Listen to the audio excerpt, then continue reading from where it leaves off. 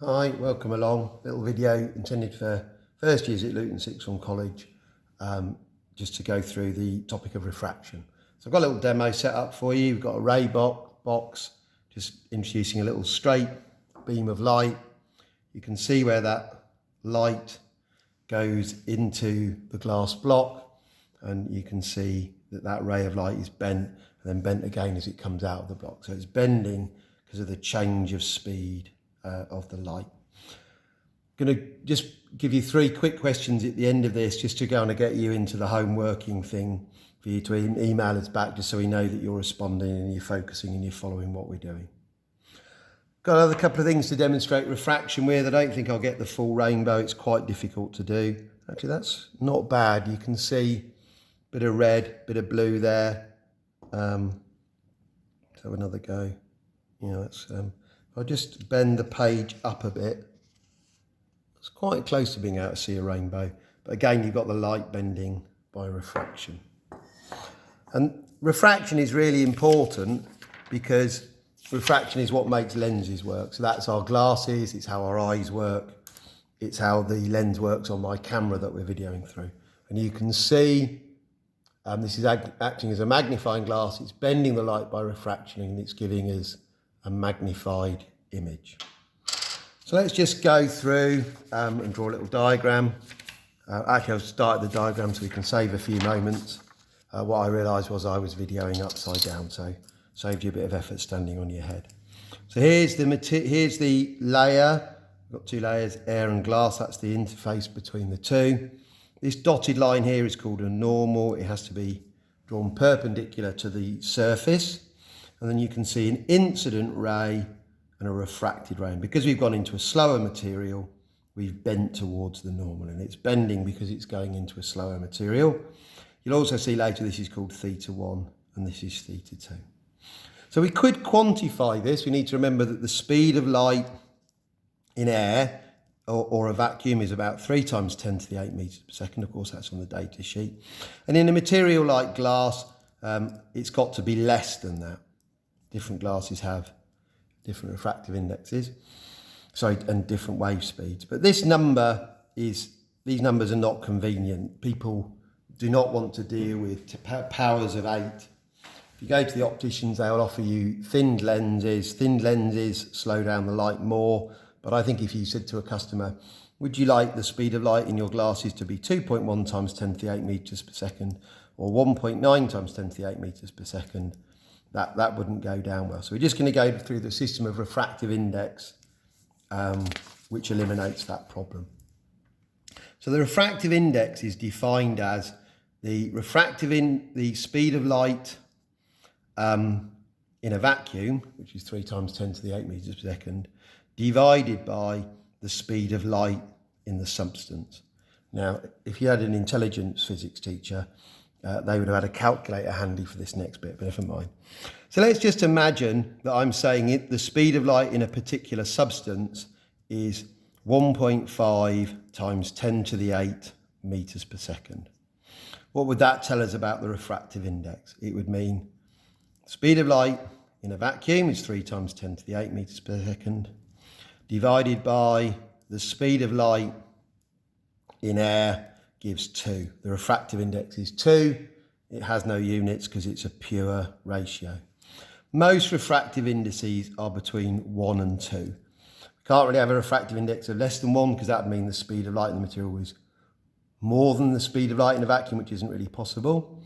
As far as I know, diamond has the slowest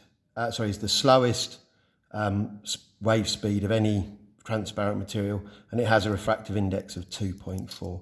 So the speed of light in diamond is 3 times 10 to the 8 meters per second divided by 2.4. And if I had a calculator, I'd do that, but you get the idea. I'm just going to now relate that refractive index to what happens when a ray of light actually goes into a material. So there's our interface again. Here's our normal. And this time we're going to call this 1 and this 2. So this is material 1, this is material 2. This has refractive index 1, this has refractive index 2. This is theta 1 and this is theta 2. So we can then write an equation that links these quantities. N1 sine theta 1 equals N2 sine theta 2. Okay? It's obviously got 4 unknowns, so as with any equation, we can only have one unknown. There is a sort of slight trick to this, and that's knowing that the refractive index for air is 1, because the speed of light in air is 3 times 10 to the 8 meters per second. So there's no wave speed change going into air as far as we're concerned in A-level physics. Let's go through how we might use this equation. Again, I apologise, slightly hampered by the fact, actually no, I'm just going to go and grab a calculator.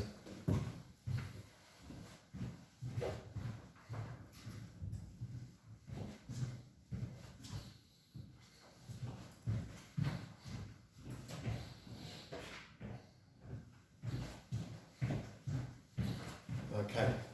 Actually, that means is I can go back and I can work out the wave speed in here, okay? So we're just going to do 3x8 divide 2.4 equals, press the eng button, so that's 1.25 times 10 to the 8 meters per second for the speed of light in diamond. Let's just do that the other way round.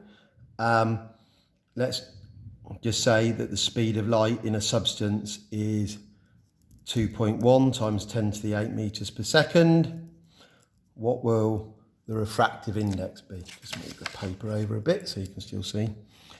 So the speed of light so n is the speed of light in a vacuum, 3 times 10 to the 8 over the speed of light in substance, 2.1 times 10 to the 8. Now, you've got a bit of a shortcut here on your calculator because they both got 10 to the 8. You can just do 3 divide 2.1 equals 1 let's just round that to 1.4. I mean, those are really two significant figures numbers. That's a refractive index of 1.4. Good. Well worth grabbing the calculator. Sorry about the delay.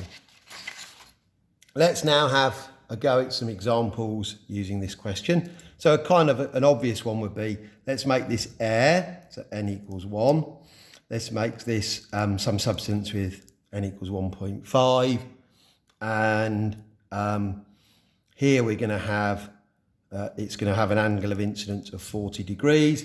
What will be theta 2, the angle of refraction? So we just write the equation out.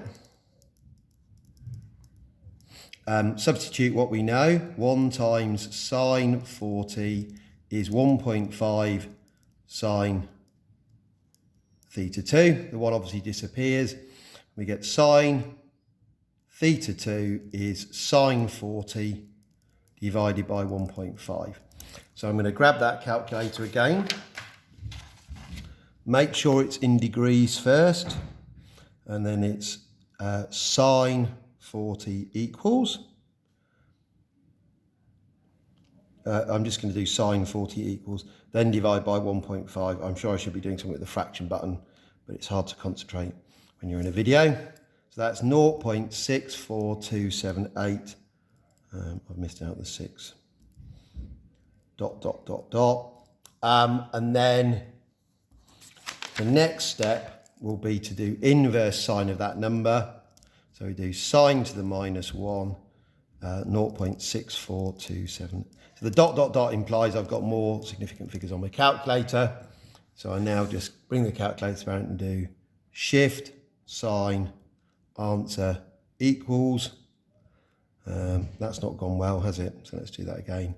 Shift sine 0.64278 equals. Okay, completely messed up. I'm not going to do a restart. It's not worth it. So that number there is clearly wrong. I know what I did. Sine 40 equals divide 1.5 equals. So that number there should be 0.42852 ... And then it's sine to the minus 1, 0.4285. So it's shift sine answer. Much better. 25 degrees. Okay. I'll work through one answer, one more, where we try and find an unknown refractive index. And then I'll leave you with some questions. Crikey, 10 minutes already, but never mind.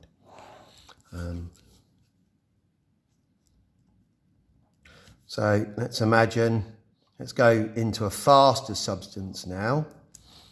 So let's make that angle 40 degrees again. This time it's going to bend away from the normal. So let's make that 70 degrees. This n is 1.1 and we want to know n2, that refractive index. Thinking about it, we're clearly going into a faster material and therefore we're going to have a lower refractive index, in which case then let's make that a bigger number. Let's make that 1.6. So we get a kind of number a bit closer to 1 at the bottom. So it's 1.6 sine 40 equals n sine 70. So n is equal to 1.6 times sine 40 over sine 70. I'm going to massively improve my calculator discipline now, if that's a reasonable thing to say. It's only got the old-fashioned fraction button. This is the problem with the calculators that get left in the room. So let's do brackets. 1.6 sine times sine 40. Sine 40. Divide. I think this will be all right without a bracket. Sine 70, close bracket, equals. So that's 1.09. So our new refractive index, 1.094, which I think will round nicely to 1.1. I hope that helps, and there'll be 3 questions in the video, alongside this video in the email for you to answer. Please email us back with the answers. Okay, thank you.